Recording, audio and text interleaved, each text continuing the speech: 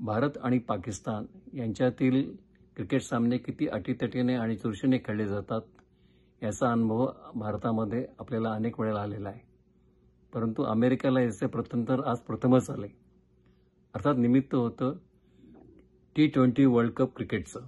हे सामने अमेरिकेत प्रथमच भरवले जात असल्यामुळे त्याविषयी अर्थातच मोठं औत्सुक्य आहे।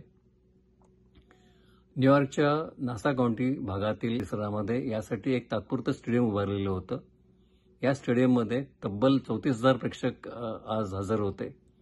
ही विक्रमी संख्या क्रिकेट किती लोकप्रिय होऊ शकतो याची पावती देणारी आहे आणि अमेरिकेमध्ये सध्या जे क्रिकेट रुजवण्याचे प्रयत्न सुरू झालेले आहेत त्याला यामुळे निश्चितच बळ मिळू शकतं।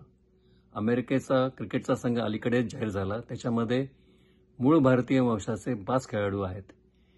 अलीकडेच अमेरिकेच्या या संघाने पाकिस्तानच्या संघावर मात करून एक मोठी ऐतिहासिक कामगिरी केली। येत्या बुधवारी अमेरिकेच्या संघाशी भारतीय संघाची गाठ होईल।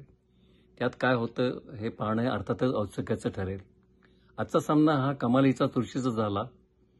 उत्तरार्धापर्यंत कोण जिंकतंय याच्याविषयी शंका होती। भारत पराभवाच्या छायेत आहे असं अनेकांना वाटलं होतं, परंतु आपल्या गोलंदाजांनी विशेषतः बुमराह यांनी अतिशय उत्तम कामगिरी करून विजयश्री आपल्याकडे खेचून आणली आणि स्टेडियममध्ये एकच जल्लोष झाला। आज स्टेडियममधलं वातावरण हे भारतातल्या वातावरणाची आठवण करून देणारं होतं। इथे पूर्णपणे उत्साह होता, जल्लोष होता, चैतन्य होतं आणि आनंद होता। आणि याच्यामध्ये आश्चर्याची गोष्ट आणि आनंदाची गोष्ट म्हणजे पाकिस्तानी प्रेक्षकही सहभागी झालेले होते।